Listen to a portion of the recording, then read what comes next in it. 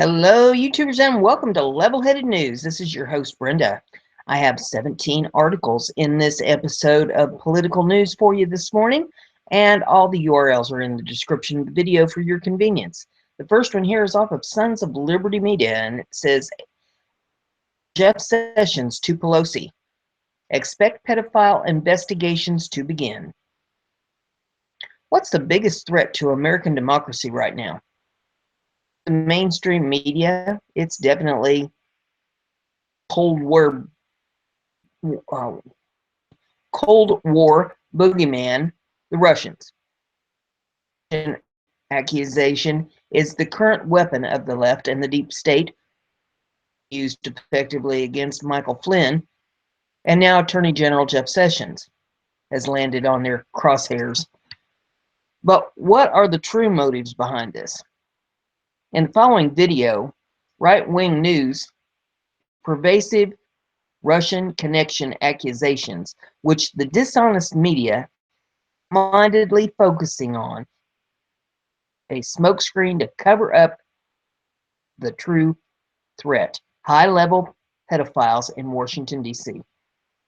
President Trump, who has already cracked down on 1,500 plus child sex offenders, intends to use Jeff Sessions as his own secret weapon against the D.C. pedophiles.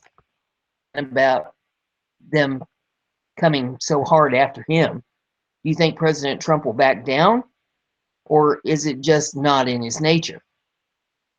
Only just begun. Your Newswire reports a former CIA agent has warned that the deep state is working overtime to oust Attorney General Jeff Sessions from the White House because he is down in his campaign to break up the sex trafficking and pedophile networks that control Washington, D.C. According to Robert David Steele, Jeff Sessions is being set up as another Russian fall guy, just like General Flynn, Trump administration, and push the president closer to impeachment. But most importantly, Steele warns, the deep state is determined to remove the most determined anti-pedophile and corruption enforcer the Office of Attorney General has seen in decades. The agent says that the Democrats' push to remove Sessions from office, led by the House Minority Leader Nancy Pelosi, has every chance of succeeding because Attorney General Sessions has made it clear down under any circumstances. Federal authorities have locked up more than 1,500 people on child trafficking and pedophilia charges since President Trump and Attorney General Sessions assumed office. However, the huge increase in numbers on recent years is being completely ignored by mainstream media. The FBI, there were less than 400 sex trafficking related arrests made in the entirety of 2014. Sessions are serious about the full force and weight of the U.S. government to break up child sex trafficking rings and lock up sexual predators. Video released late February, Robert David Steele claimed that President Trump has to take down the deep state since President Kennedy. He also claimed that white hat intelligence community was able to stop Hillary from rigging the vote electronically like she did. To give people a rough idea of what Steele is talking about when he mentions the white hats, the following video here in this article is one of many videos, links released by Steve Pazinsk in the weeks leading up to 2016 election. The one below in particular came out just days prior to the 2016 election, and it explains how months earlier a highly placed group within the deep state formed a counter coup via unofficial channels, and they formed with the express purpose of preventing the Clintons from stealing the presidency, which the Clintons and their political machine almost did. You're about to learn that many of the brave men and women within the FBI, CIA, Defense Intelligence Agency, National Security Agency, the military, and various other intelligence agencies waged a counter coup in the weeks leading up to the 2016 election with the assistance of WikiLeaks, and they did so in a manner where the goal has always been to maintain of our republic and to ensure a peaceful transition of power when the time came. For anyone not familiar with who Brzezinski is, he served as Deputy Assistant Secretary of State under men such as Henry Kissinger and James Baker. Of whether you believe that what he's saying or not, don't confuse him with being some right-wing crazed conspiracy theorist or something. Consider all the news about the many ongoing conflicts between the White House and the intelligence community since Trump's election. It certainly lends legitimacy to the words spoken by Brzezinski. Furthermore, it's become clear that the two can play the same game, and it's a game that is very dangerous if our republic intends to survive. Head John Brennan committed treason by telling lies intended to overturn the Electoral College. John Brennan of Saudi Arabia should be under FBI investigation. An enabler and cover-upper of pedophilia, former Speaker of the House Dennis Hastert, is the tip of the iceberg. WikiLeaks is going to take down Priebus. It's an elite privilege. For Democrats, it's an acquired taste. Podesta is pedo-like. The Republicans and the elite in banking are the ones who have made pedophilia a big league thing. Arabian and Washington, D.C. restaurants with basements where you can order children off the menu. D.C. pedophilia is, and Trump has figured that out. Flynn didn't get fired because he called the Russians. Flynn got fired because he had the arrogance to think, and that's sarcasm, that he could tell Mattis and Tillerson. Flynn pissed Pence. Flynn's call that got him in trouble included a conversation about a list of high-level pedophiles inside the U.S., one of whom happens to be Vice President Mike Pence's best friend. Flynn did not tell Pence about the list or that his best friend was on it. About this from Deep State, probably NSA tape. The NSA has been spying on all of our politicians with impunity. The CIA is leaking highly classified information as part of a political coup against Trump. And there's video in this if you want to pull it up and take a look at those videos. We have here is off of Bearing Arms, and it says gun control legislators have been put on notice. On Monday, a federal judge for California gun right advocates saying they are well within their rights to publish and phone numbers of state legislators who voted for firearm restrictions. U.S. Chief District Judge Lawrence O'Neill of issued a preliminary injunction Monday blocking a state law that lets public officials demand that their private information be removed from the internet if they fear for their safety or safety of their families. O'Neill ruled that the state law is too broad and violates the advocates' free speech rights. Publishing the lawmakers' personal information is a form of political protest, he said in a 38-page opinion. Loggers across the state were protesting the state's requirement to collect gun owners' personal information when a firearm or ammunition are purchased. These are no longer going to be insinuated from us, blogger Publis wrote. These are the people who voted to send you to prison if you exercise your rights and liberties. Of course, politicians up and down the state are having a field day over the ruling. Senator spokesman Anthony Ray's said in a one-word statement about O'Neill's decision. According to court documents, at least 6 state senators received threatening phone calls and social media messages pertaining to Publis' blog post. The next article that I have for you is off of Milo Yiannopoulos, and it says, Snopes caught releasing fake fact check in defense of Democrats. Snopes, the popular myth-busting website, facts to cover for Democrats Keith Ellison and Debbie Wasserman Schultz, who didn't leave their seats during the second standing ovation for Karen Owens, widow of the deceased hero Navy SEAL Ryan Owens. During Trump's address to Congress on Tuesday, Karen Owens received 2 standing ovations. The second ovation, which lasted 2 minutes, Keith Ellison and Debbie Wasserman Schultz chose to stay in their seats.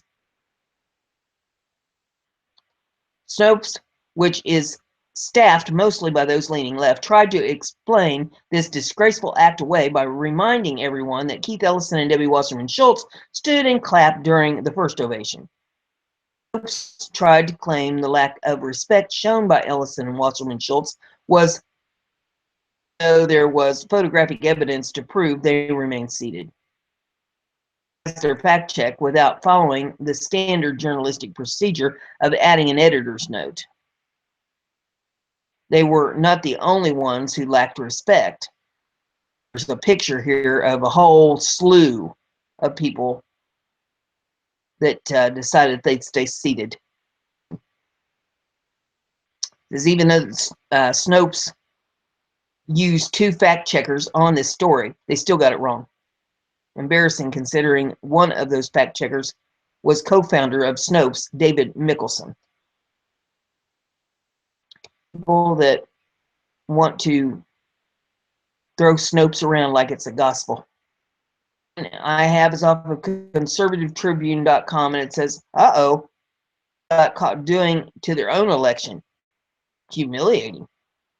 Everyone knows that liberals think voter ID laws are terrible. They say requiring American citizens to show identification to vote against the disadvantaged and benefits the elite.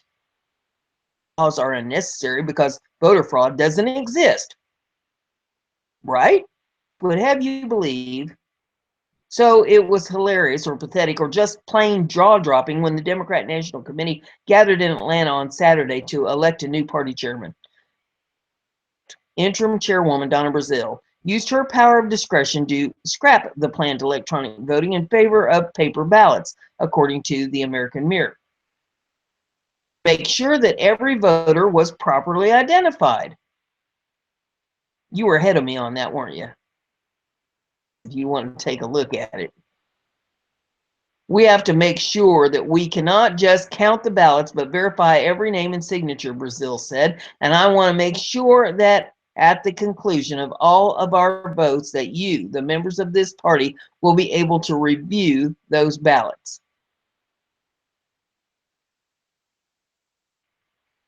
I'm waiting for the hamster to scroll it up a little bit more here. I think he fell asleep on me. Well, and then he jumped a little too far. Hang on. In a general election, Democrats rail against requiring proof of identification before voting, howling that it oppresses the black and the poor. But when their own party has an internal vote, voter fraud. You just can't make this stuff up. This party racism at the mention of voter ID.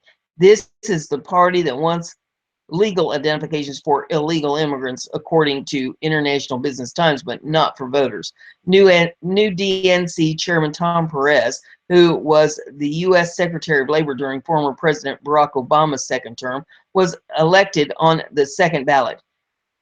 Presidential election, Perez led the fight against voter ID laws in Texas and South Carolina, arguing that such laws minorities, according to the Washington Post. So it's safe to say that while Democrats' hypocrisy is clear, we can look forward to another shellacking of the truth on the issue. And get the hamster to cooperate here. It says Democrats demonstrated without a doubt that voter identification is critical to maintaining the integrity of the polls. Brazile's closing comments said it all. Remember to sign your ballot and please make it legible. I say, and not as I do, has spoken. Let's savor and remember this moment. The next article is off of Liberty Writers. Look what Trump is doing to protect. The media won't cover this. Critical of the Trump administration because they feel that he hasn't done enough to condemn the recent attacks on the Jewish community. Apparently, Vice President Pence traveling to a Jewish cemetery that was vandalized and physically cleaning it up himself isn't enough for Democrats. Announced that he will be protecting Jewish community even more. Security for Jewish community centers, which are facing increasing threats in the U.S. Department of Homeland Security Secretary said that they will be offering guards, active shooter training, and bomb prevention training to Jewish community centers in need. Over the past several weeks, the country has seen unacceptable and escalated threats and actual harassment based communities around the country, with a particular focus on threats to Jewish community centers. A statement opened his speech this week describing how concerned he is with these recent attacks. Targeting Jewish community centers and vandalism of Jewish cemeteries, as well as last week's shooting in Kansas City, reminds us that while we may be a nation divided on politics or policies, we are a country that stands united in condemning hate and evil in all its forms, Trump said. That our president is not all talk like Democrats claim. Trump genuinely cares about the Jewish community. The Prime Minister of Israel himself said that there is no greater support of Jewish people and the Jewish state. Trump. Prime Minister Netanyahu is right. The next article that I have here is off of westernjournalism.com, and it says, to fact check Donald Trump backfires. And there's some video in this if you want to see it. It says legendary actress Bette Midler tried to fact check President Donald Trump during Tuesday's congressional address, but unfortunately for her, it backfired. Midler accused Trump of gun violence in Chicago during his speech. 4,000 people were shot last year alone, and murder rate so far this year has been even higher. Acceptable in our society, Trump said before the members of Congress. Midler attempted to correct him from the Chicago Tribune on her Twitter account. And she says, Trump says that 4,000 people were shot in Chicago in 2016. Chicago Tribune says 2016 ended with 762 homicides. It was conflated shootings and homicides as being the same thing. Pointed out to her. One Twitter person wrote, lived. Unlike the poor 762, do you think before you speak? Tweet? And another one says, shot and murdered are two separate things. Stop looking for reasons to criticize. Cited in his address were correct, per the Chicago Tribune Wednesday morning. There were 4,367 shooting victims in the city last year and 518 shooting victims so far this year. Trump has made cleaning up the violence in Chicago an important part of his agenda. During his congressional speech, he said it had been a mistake for American politicians to ignore inner cities in favor of global projects. Built one global project after another, but ignored the fates of our children in the inner cities of Chicago, Baltimore, and Detroit, and so many other places throughout our land. The president's comments echoed sentiments of Attorney General Jeff Sessions, who signaled Tuesday that the Justice Department would depart from obsessive monitoring of troubled police departments, which had previously been a central strategy of the Obama administration. The only thing I have to say is, Bette, she's a great actress. She's a great singer. I enjoy her work. She should not quit her day job to go into research.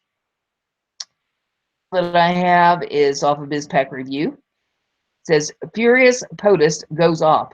Just found out that Obama had my wires tapped in Trump Tower. And tapping the wires of an incoming president is nearly unimaginable, but that is what President Donald Trump has accused former President Obama of doing. In a tweet on Saturday, the president called it and said nothing was found. Donald Trump tweets, terrible. Just found out that Obama had my wires tapped in Trump Tower just before the victory. Nothing found. This is McCarthyism. Trump called it a new low and said it was turned down by a court earlier.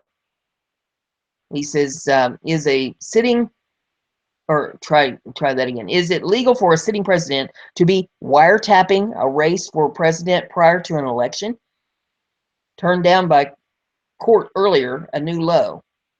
And insinuating the former president might face legal issues because of it, Trump tweets, "A good lawyer could make a great case out of the fact that President Obama was tapping my phones in October just prior to an election." If the president had seen evidence of the wiretap or was referring to a report by Breitbart about conservative radio host Mark Levin's claim that Obama administration tapped the wires in Trump Tower before the election. From October, FISA request. Obama administration submits a new narrow request to the FISA court on a computer server in Trump Tower suspected of links to Russian banks. No evidence is found, but the wiretaps continue, ostensibly for national security reasons. At National Review later notes, is now monitoring an opposing presidential campaign using the high-tech surveillance powers of the Federal Intelligence Services. President Trump called former President Obama's a bad or sick guy and compared the wiretap to Watergate. And in a tweet, he says, "How low has President Obama gone to tap my phones during the very sacred election process? This is Nixon Watergate, bad or sick guy." Not to be outdone, there's another article from BizPac, and it says, denies Trump Tower was wiretapped. A former senior official for the Obama administration denied that Trump Tower was ever wiretapped. "This did not happen.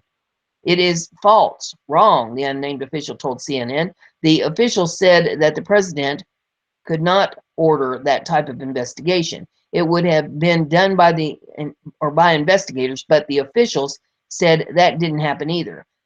The denial came after President Donald Trump said in a tweet storm on Saturday that former President Obama wiretapped Trump Tower prior to the election. And there's some video in this if you want to take a look at it. The next one I have is off of Breitbart, and it says, "Mark Levin to Congress, Obama's silent coup versus Trump."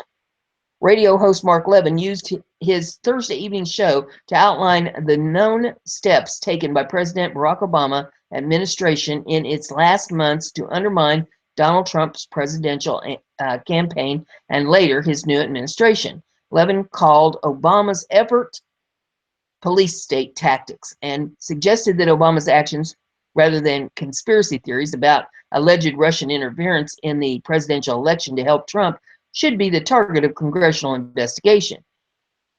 Sources, including the New York Times and the Washington Post, Levin described the case against Obama so far based on what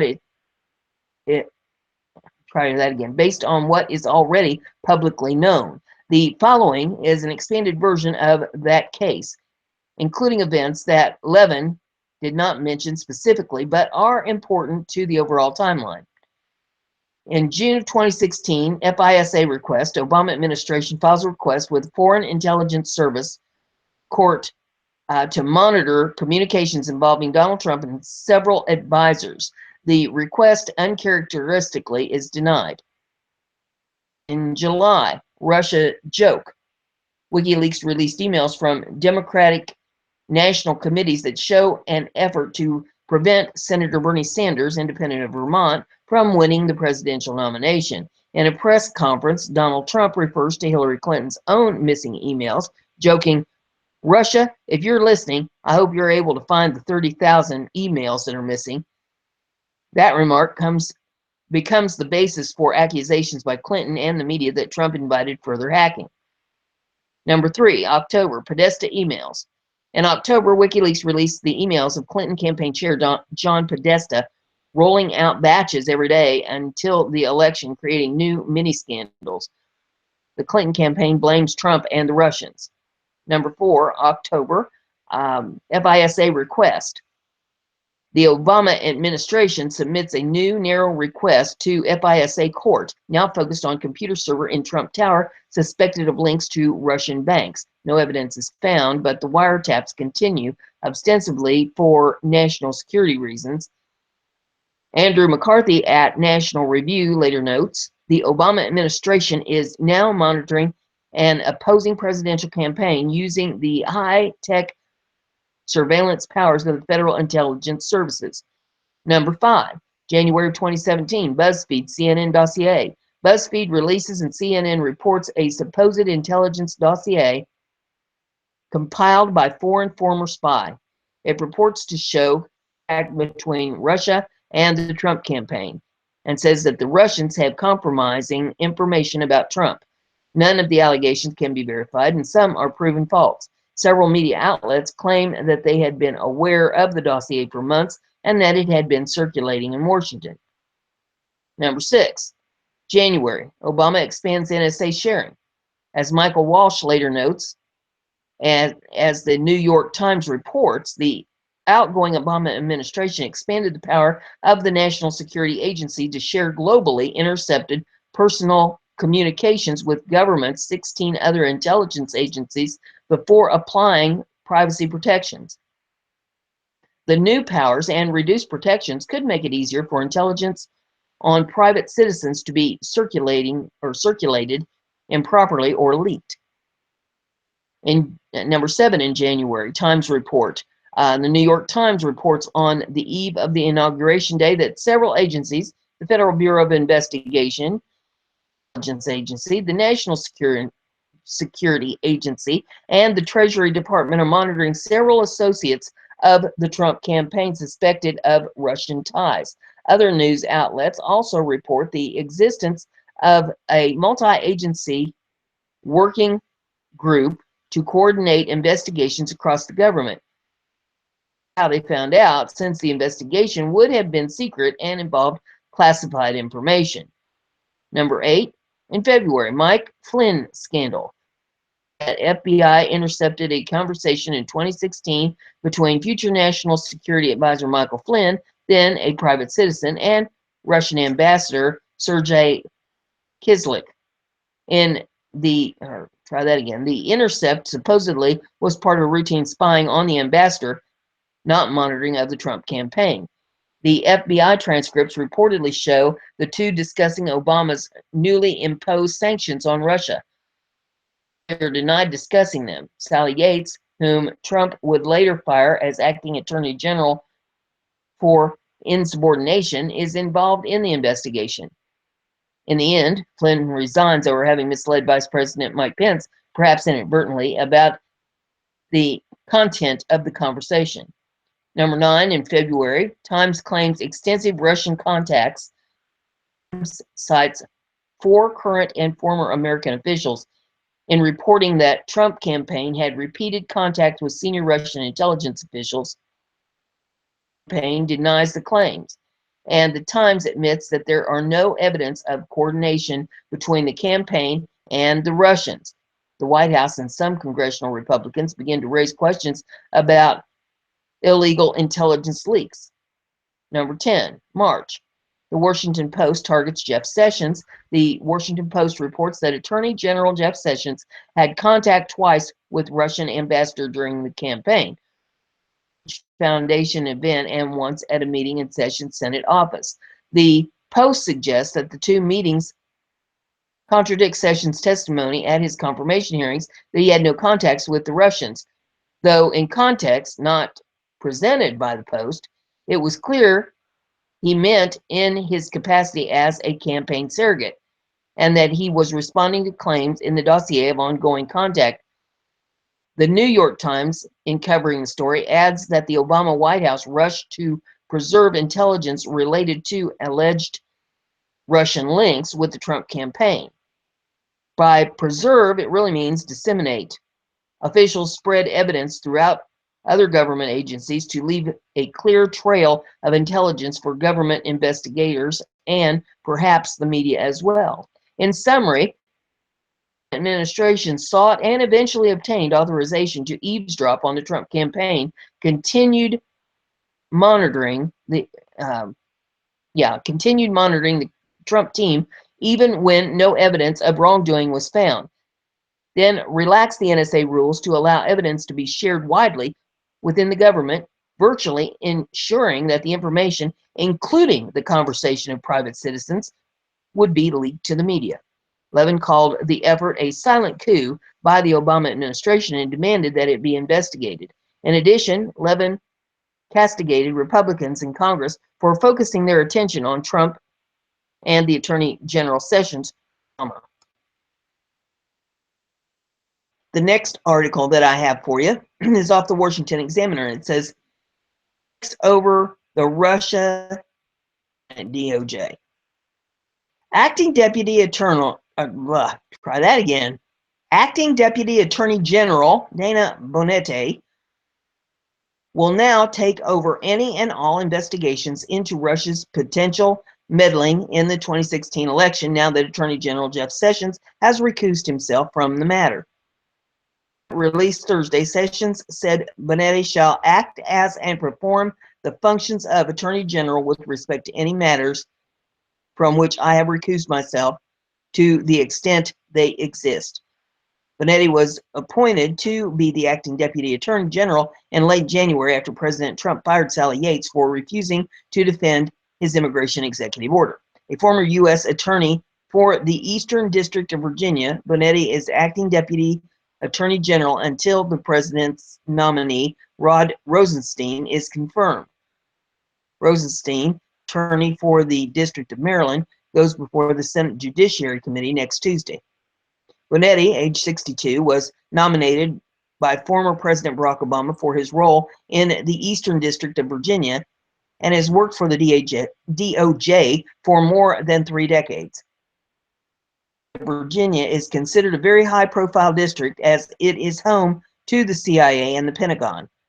Former Attorney General Loretta Lynch called Bonetti one of the department's consummate utility players who notably led the corruption prosecutions from former Virginia Governor Bob McDonnell, former Louisiana Representative William J. Jefferson, and former New Orleans Mayor Ray Nagin.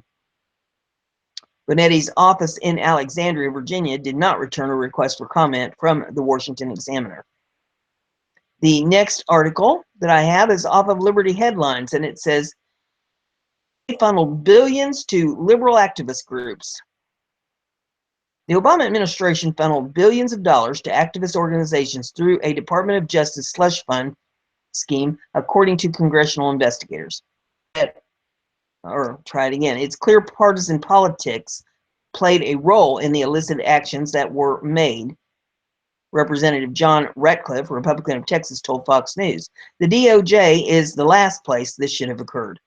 Findings spearheaded by the House Judiciary Committee point to a process shrouded in secrecy whereby monies were distributed to a labyrinth of organizations involved with grassroots activism.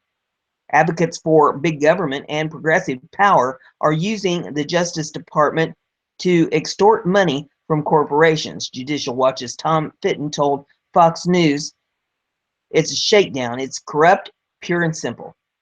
There's a recent effort by Republicans to eliminate the practice, which many believe was widely abused during the Obama administration. When big banks are sued by the government for discrimination, they can settle the case by donating to third-party non-victims. Do not specify how these third-party groups could use the windfall. So far, investigators have accounted for $3 billion paid to non-victim entities. Banks are incentivized to donate the funds to non-profits rather than giving it to consumers. With the slush fund is we don't know exactly where the money's going. Ted Frank, director of the Competitive Enterprise Institute Center for Class Action Fairness, told Fox News. Authority to go after corporate defendants, DOJ bureaucrats are taking billions away from taxpayers to fund their pet projects, overriding congressional preferences. The article I have for you is off Liberty Writers.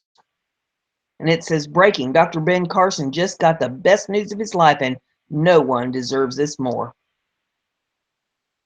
Been playing politics and holding up Trump's cabinets. Dr. Ben Carson waiting to serve this nation as our new HUD secretary. Well, the doctor is finally in. Senate has approved Dr. Ben Carson to be Secretary of the Department of Housing and Urban Development. Carson would lead, has more than 8,000 employees and a budget of about $47 billion. The agency provides billions of dollars in housing assistance to low-income people in public housing. It also enforces fair housing laws and offers mortgage insurance to poorer Americans through the Federal Housing Administration.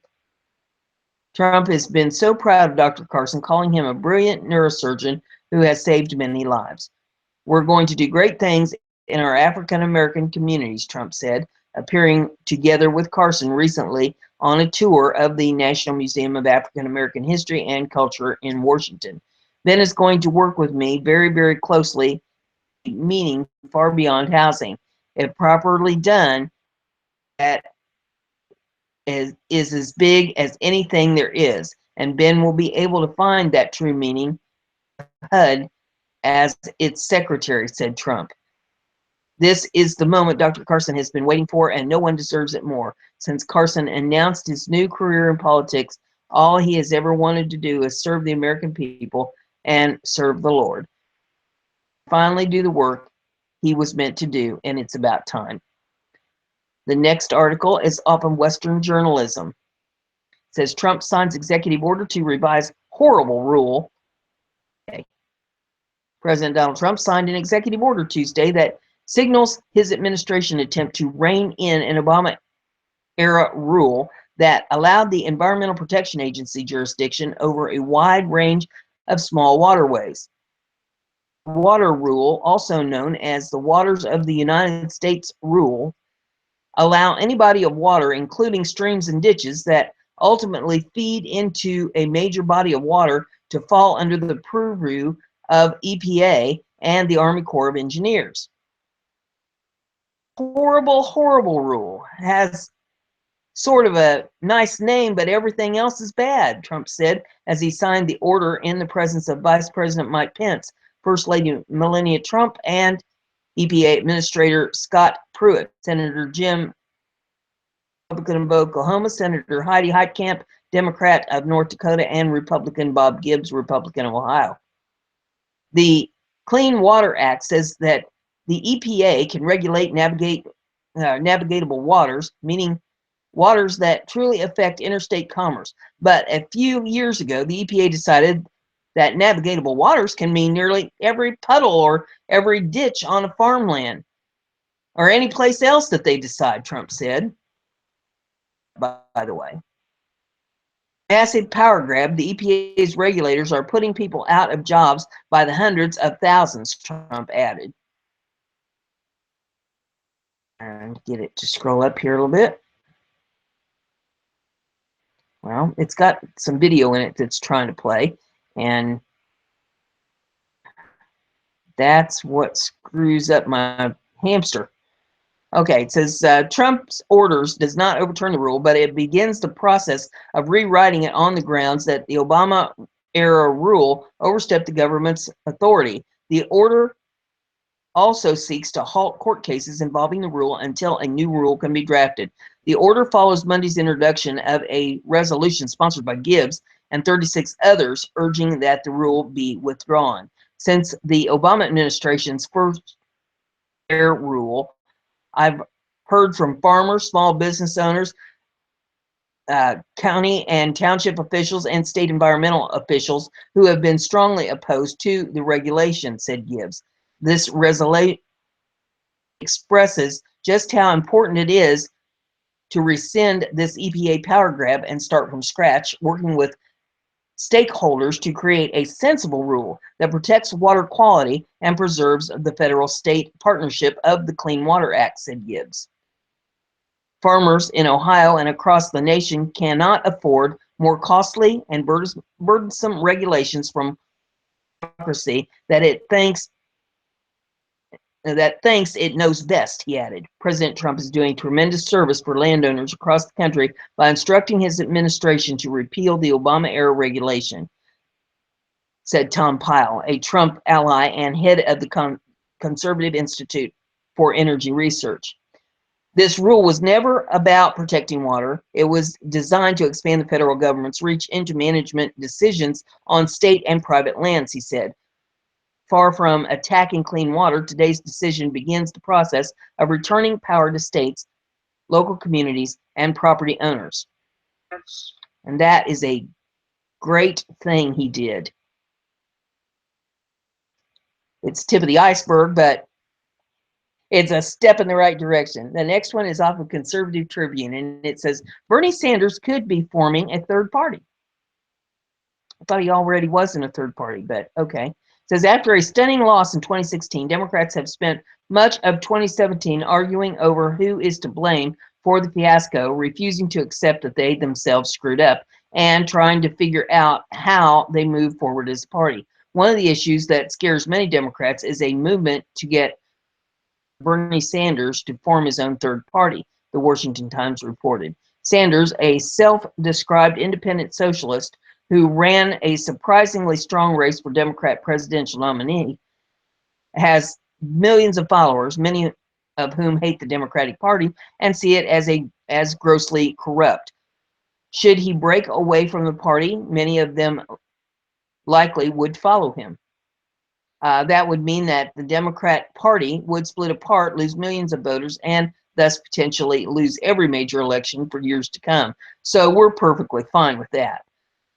While this third party idea may be the dream of many Bernie bros, in reality, it most likely isn't going to happen, though it hasn't stopped uneasy Democrat officials from speaking out against any potential split. And there's some video in this if you want to pull it up and see that for yourself. Scroll past it here so I can go on with the article.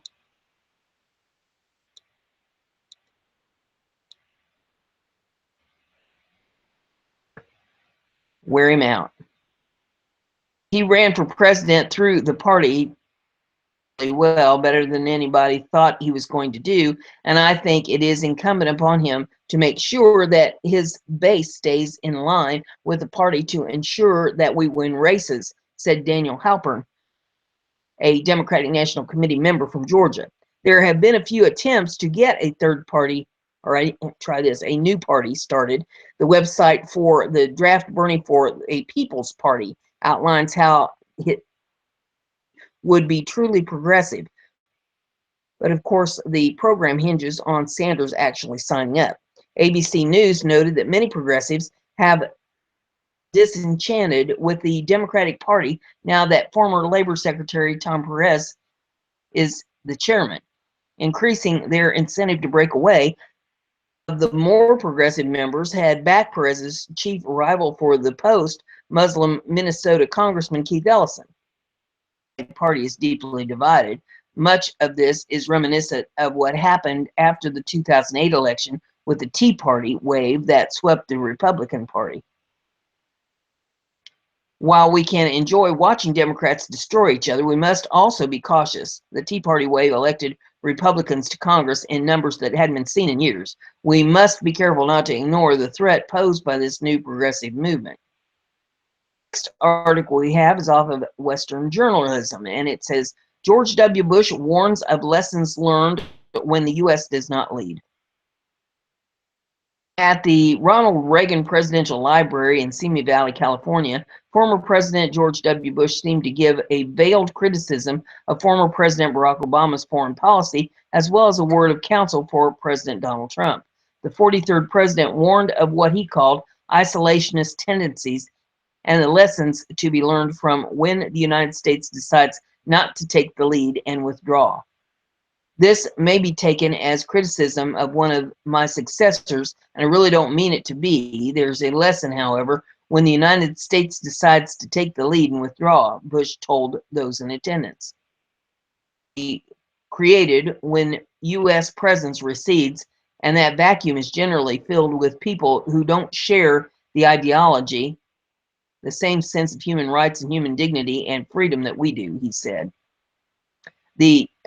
Many critics and analysts have pointed to Obama's foreign policy as partly to blame for the rise in ISIS and Iraq. On U.S. troops left the country unstable and void for the rise of terrorist group.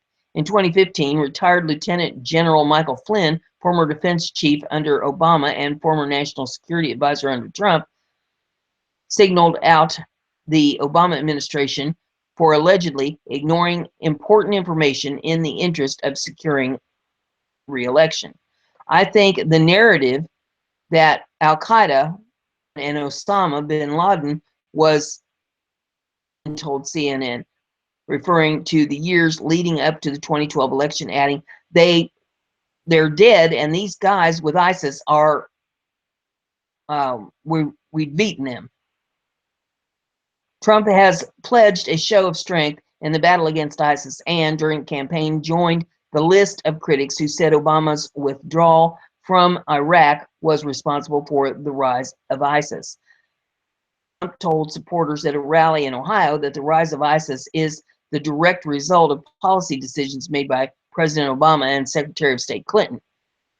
The decisions made by the Obama-Clinton group have been absolutely disastrous, he said. Bush's remarks also highlighted a concern among European leaders that Trump will slide toward a more isolationist party, a concern buoyed by Trump's seeming disdain for the European Union and other foreign entanglements. Last month, Vice President Mike Pence reassured allies in Europe of the U.S. commitment to NATO and the country's willingness to maintain its ties around the globe.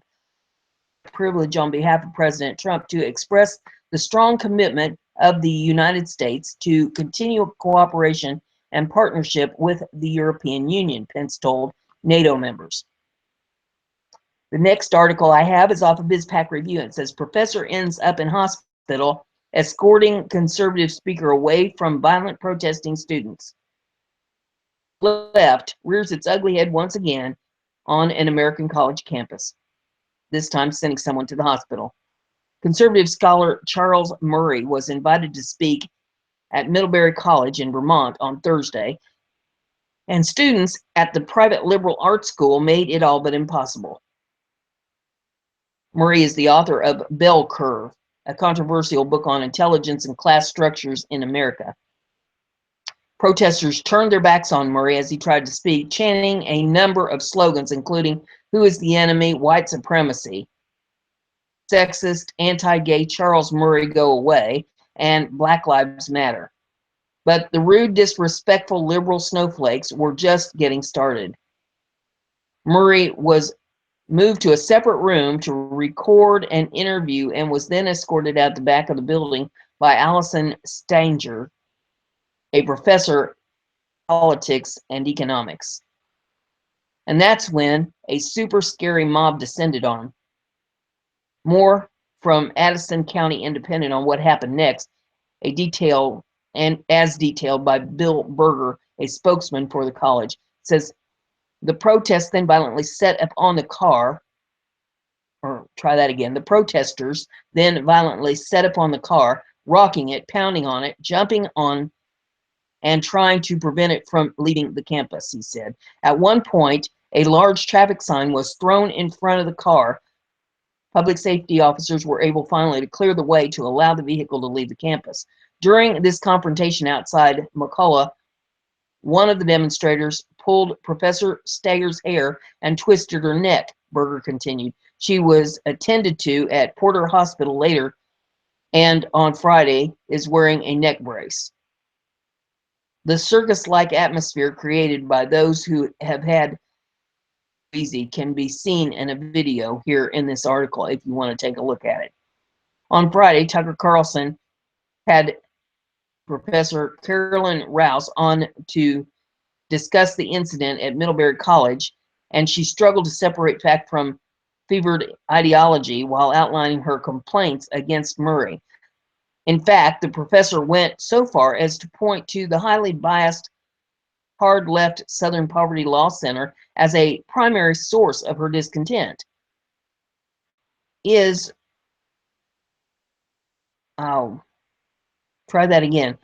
he is wont to do, Carlson gave his guest all the time she needed to show just how little she actually knows. And there's video of this if you want to take a look at it. The reason of few social media users pretty much said it all. And I'll just pick a couple of them. One of them says, "What? Rouse didn't read Murray's book, and yet she's an expert on off Cliff Notes? Nuts. She's a professor. Sad for our kids." Another one says, "Princeton professor shows that the left won't give the right to free speech to anyone other than themselves." The article that I have for you here is pretty short, and actually it's more of information than it is anything an actual article. It's off of Activist Post, and it's 5 dystopic movies that are coming true right now. Picture of the eyeball, and it says 1984 was not supposed to be an instruction manual. It says it's actually kind of hard to watch some of these. Things are hitting way too close to home these days, and yes, there could have been way more than just 5, but they've put out 5 titles here of movies. If you want to take a look at any of those, it tells you, if you click on each one of the names, it'll tell you how you can rent it or actually get a DVD of the movies to watch. I think it's like $3.99 to rent it, and then $9.99 if you want the DVD of it. But the 5 that they've listed here is Sleep Dealer, in Idiocracy, and 1984, and the final one is Black Mirror. And so you might want to take a look at those movies and see how they relate to what is actually going on. You know, if you are aware, and if you're one of my regular viewers, you are aware, because I tell you every day what's going on and try to keep you informed. And that's all I have for you here in this one. If you like what I'm doing, share it on your social media so everybody gets to hear the news. And if you haven't subscribed, please do, and that way you'll stay informed. Have a great day.